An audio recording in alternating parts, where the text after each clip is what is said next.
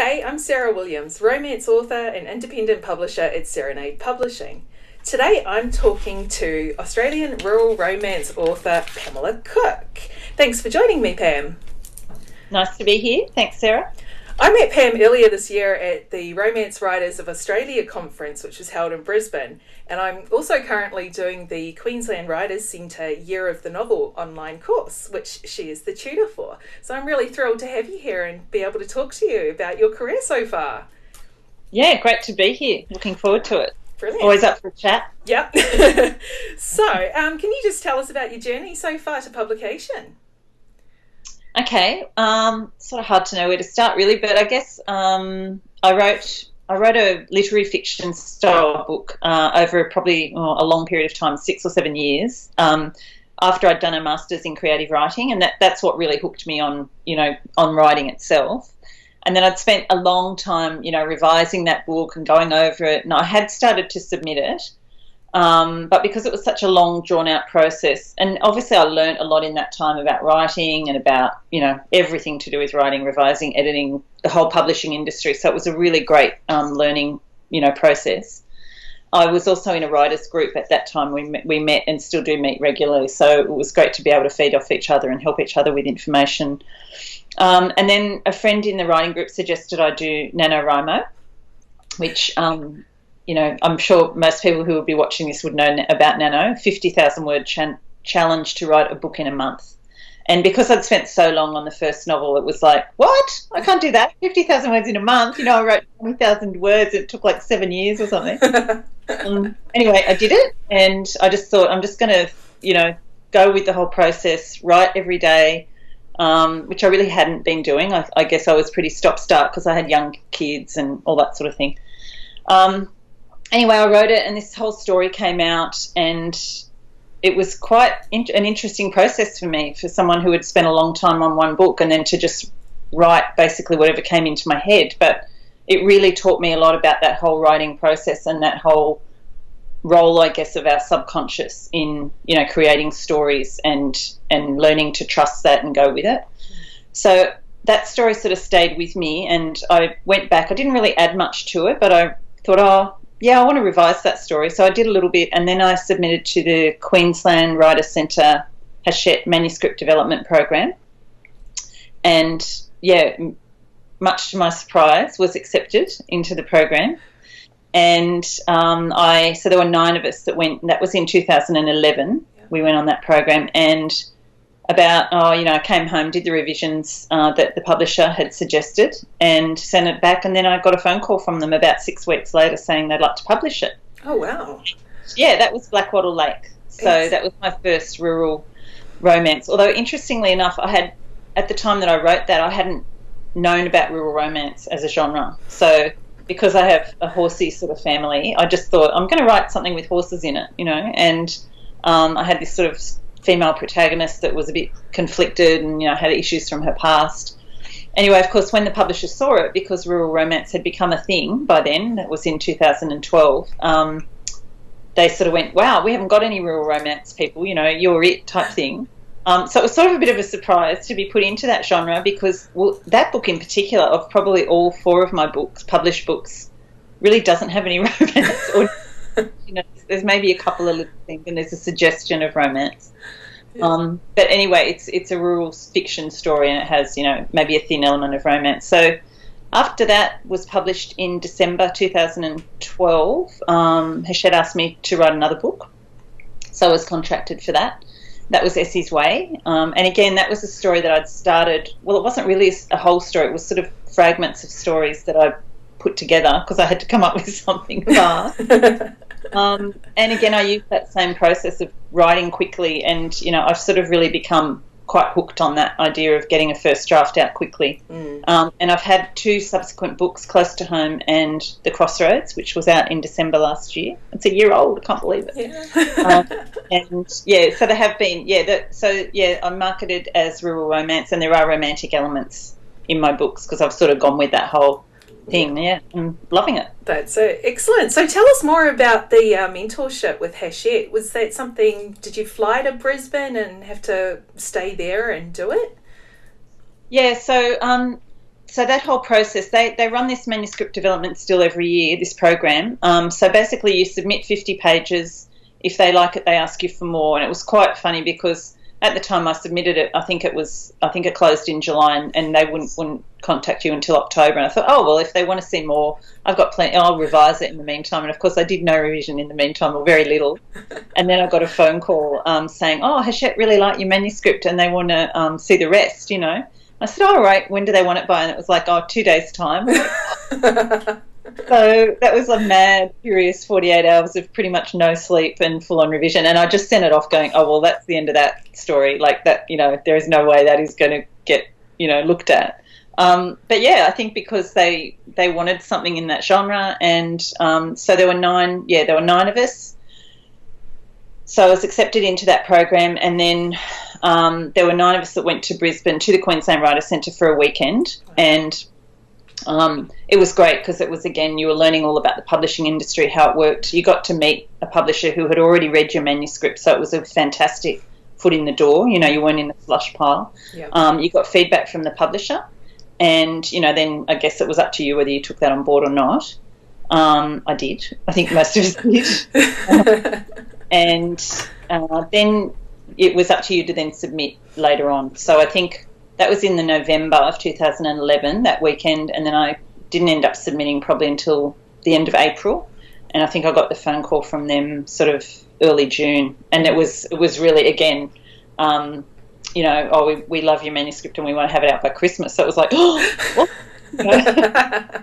And furious revision. Luckily there wasn't too much to revise. It really was a lightning bolt for me writing that book in the way I did, because not that this happens every time, but writing it quickly, staying in the process of the story, it just did come out, you know, fully formed. It had obviously been lurking away up there in my subconscious. And, yeah, once you go with that process, it's amazing what can come out.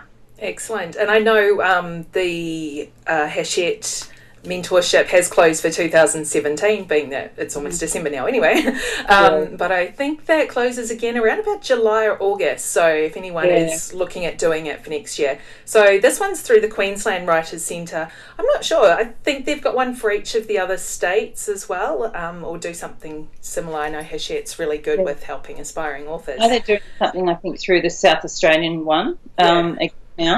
And I guess it's a great way for a publisher to find manuscripts too. You know, it's not easy. They want to find good manuscripts, you know, and I think people have this sort of scary vision sometimes of publishers that they're these big, horrible, mean people that just want to, you know, reject you. But, you know, I've come to know my publisher very well and a few of the others in the Hatchet, and they love great stories and they just want to publish, you know, really good stories. And, you know, it's a tough time, I think, in the Australian industry at the moment, and probably wide maybe, but they still want to really find good stories to publish. So yeah, that's excellent. And so you do now work a little bit with the Queensland Writers Centre as well, like I said, with doing this course that I'm doing.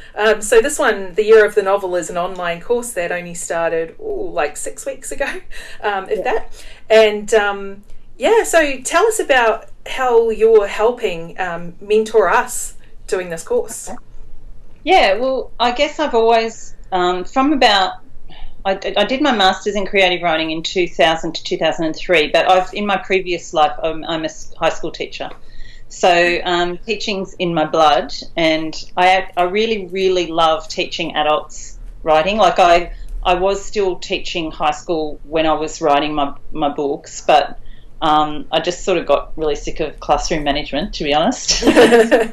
I wanted to teach people that really want to learn. So I really love teaching adults writing, because obviously people that want to write a book, they want to find out, you know, as much as they can about how to do that. So I have been teaching adult writing classes probably since about 2004 or 5, just at community colleges and my own classes, and I also teach through the New South Wales Writers Centre. I do workshops there, and I did the Year of the Novel online course. I taught that with Hatchet, through Hatchet a few years ago. But this is a bigger group. They've changed the format of it, and it's great now being able to use Facebook as a way of the group connecting and, you know, throwing questions out there. It's really amazing. Yeah, I do a lot of courses, and they're all going, here's your private Facebook group, and sometimes you get more out of the Facebook group than you actually do out of the course. Yeah. And I find that with, I always say that with writing and going to conferences, going to classes, it's often, obviously you want to get something out of the tutoring, but it's the people that you meet and connect with through, the actual class or the group that can be, really life-changing, I think, and can have long-term relationships built from that, which is so important in writing because it is an isolated sort of, activity, as you know. Yep. And it's really good to just have those connections with other people to bounce off each other. And, if you get a rejection or whatever, you can have a moan to each other. Or if you get something great happening, you can celebrate together. And that's it. And I think writers generally tend to be quite introverted people anyway. So being able to connect online instead of necessarily face-to-face can be a lot less intimidating for those introverts among us. Yeah, definitely. Yeah. And it's funny, and I am in that category too. I'm a little bit introverted. And it's funny because you'll, be chatting away with people on Facebook and stuff, and then you'll get to a conference or something and actually meet them, and it's always a bit weird because you feel like you sort of know them but you don't know them. So, but yeah, I do think it's a great way of just keeping in touch with other writers and making those connections. Absolutely. No, that's brilliant.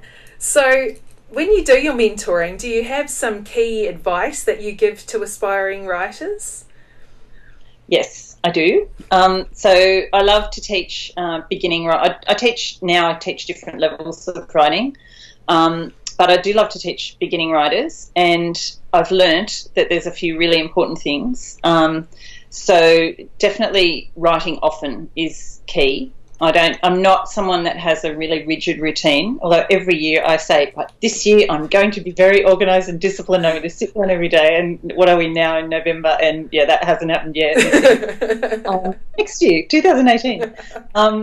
But you do need to write often. And a big thing is to let go of fear in your writing. And that's a really, really hard thing to do. It doesn't matter how many books you write. You're always going to have that subconscious fear, they're about, is this good enough? Are people going to like it? Am I putting the words in the right order? All that sort of stuff. But I think regular writing, and I'm a big proponent, my business who I teach is called Just Write, and I do really believe that you have to just let go of, is this a perfect sentence? Is this character doing the right thing at this point? I'm a really big believer in first draft. Just put it out there and try not to worry about whether the story is good, what the character's doing, and you just have to trust the process. Like it sounds a bit weird sometimes, and people that don't write probably wouldn't get it, but there is this process going on, that is quite mystical, I think, in terms of where the stories come from and what we store up in our subconscious, and I think you have to really trust that. So you would get from what I'm saying that I'm a pantser. Yeah. I tend not to plot, at least until I'm partway into the story, and then I might start to impose a little bit of a plot. And I definitely, after the first draft, go back and really then, really work on the plot and structure. But I'm a big believer in first draft, just write whatever comes and let the story get out on the page, and then you've got something to work with. Yeah, that's great. Wow. So how clean is your first draft? Do you generally have to go over it several times like me? Yeah, definitely. I think, look, as I said, I think I learned a lot about writing from that very first book that I wrote, the literary one. But I learn something with each book, and I try and set myself a different goal for each book in terms of what I want to improve on, So, when I wrote Blackwater Lake as, the first book that I had published, it was all about the plot, because my first book, while it did have a plot, was very much character, a bit angsty, I love a bit of angst. It's always in my books. But, it was sort of very much more character-based and while my books are still character-based, I have realised that, particularly for commercial fiction, you have to have a story. You have to have a plot. So, I've tried to teach myself different things along the way. And so now I think it'll be interesting to actually go back and read. I'm at the point where I'm about to read my draft of my 5th book. And I have not followed my own advice, and I did not do it as quickly as I wanted to, just for various life reasons, including the podcast, which I know we're going to talk about in a minute. Yeah, so it's taken longer than I thought to write that draft. So it'll be interesting to go back and read it and see, but I'm hoping that it's not going to be too drastic. I think in terms of the actual writing, it's not, the style, it's not going to be too bad in terms of revising it, but I know there's structural issues that have to be worked out. So hopefully fairly clean. I know my editors always say, they really like to get my manuscripts because they are reasonably clean and they don't have to do too much work. So I usually, the last few books, I've like the copy edit and structural edit have been done together. They have been done in one go. Yeah, right. And do your editors and publishers set your deadlines for you, or do you do that and they're happy just to receive them whenever? No, so deadlines are good for me. And one of the reasons that this book has taken so long is that I haven't had a deadline. So I haven't been contracted for the book I'm writing now, so I didn't have that deadline from my publisher. Yeah. And that has not worked in my favour because, as I said, I'm not a disciplined person, so I tend to let other things get in the way, and I tend to also sometimes give in to that. There are still points, even though I'm working on what's essentially my 6th book, there's still points a lot of the time where I'll get that paralysis of fear and just go, no, this is rubbish, I can't, and then I just sort of, even though I know the best thing to do when you get that feeling is to actually dive into it and tackle it. I know that rationally, but I still don't always do it. So. No, that's what I completely understand what you're talking about with the fear too. I've published 2 books this year independently, and the first one I just wasn't expecting to sell 6 copies, and it's done really well.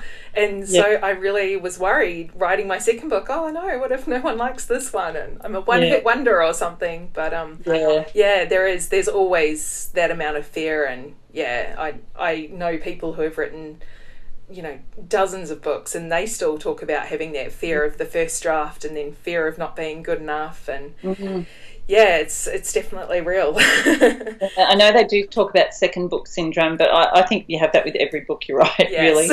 I know. I'm going into my sequel now and I'm just going, I have no idea what I'm doing. So, hence why I'm doing Year of the Novel. Help! Well, I'm a big believer in, as I said, I try and learn something with each book, and I still like to do courses, and I don't know if you can see the shelves behind me. A lot of those books on the shelves behind me are books about writing and how to write. So, I've got a big library, and there's books that I go back to all the time, and, just to reassure myself or to find out new things, learn new things. So, I think it's just keep learning and keep improving, hopefully. That's it. You never stop in this industry. Just when you think you've got it down, you'll learn something new and go, I wish I'd known that when I wrote that first one back then. I never go back and read. Once my books are in print, I never go back and read them unless, and sometimes I might have to do a reading, at a thing, or I might have to send someone an excerpt where I'll read it. But I try not to go back and look. And it would be really interesting, probably for me now, to go back and read Blackwater Lake. Mm-hmm. I'm still pretty satisfied. It's a good story. I think I'd probably be a bit cringy at some of the writing. Maybe I don't know about my own book. But, just because you do improve, and I think the more you do something, the better you get. So hopefully that's the case anyway. That's it. And do you do much marketing with your books, or do you let the publisher do that? No, I do. That's another massive learning curve for anybody out there who's an aspiring author. You do have to publish, or you do have to market your own work, really. The publishers will obviously do their bit, but, with social media and stuff now, they expect everybody to have the website, have the, Facebook and or Twitter or Instagram or whatever other page. I think obviously it's in your interest to sell as many books as you can to get yourself out there. And that can be really hard too if you are an introverted person. And also it's a time thing, you want to spend your time writing your book, but then really as an author now, a published commercial fiction author anyway, I think it's a little bit different for literary authors. Commercial fiction authors really need to do as much marketing as they can you don't want to be in people's faces all the time about buy my book, that's not the way to go. But the thing I do love about that is, again, getting back to the connections, you don't treat it like, oh, I'm just on Facebook to sell my book. You know, it's just that you're out there connecting with other writers, connecting with readers.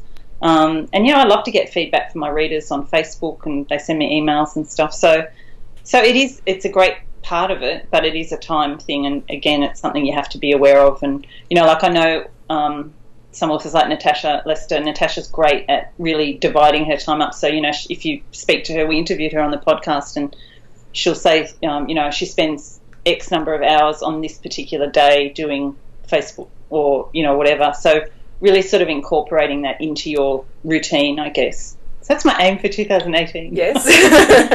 I found a great thing to do is use Buffer for my social media. So it's free up until a certain point, and I sit there on a Sunday and I plan all my posts and get them all ready, and then just let it be scheduled during the week. So that's a really good, my little tip for the day. Something like that. I've got to get more into that. I know I've done some scheduling, but I'm a bit higgledy-piggledy with it. I need to do That's it. Excellent. So let's talk about this podcast. So that's been going for a few weeks now. So how did that all come about? Yeah, we're up to episode 8. So I'm a writer ambassador for an organisation called Room to Read, which is all about literacy and gender equality in developing countries. And I've been involved with Room to Read from probably since about 2008. And I got into Room to Read. I won't go into the whole story, but I got into it through my writing, because our writing group published an anthology of short stories and poetry.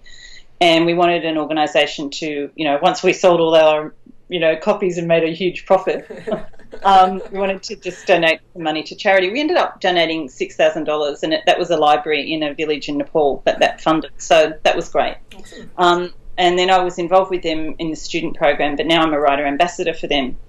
So I was going to sort of committee type meetings for that, and I met a lovely, amazing woman called Kel Butler. And Kel and I just sort of clicked. She was writing her first book, which she's now finished the draft of.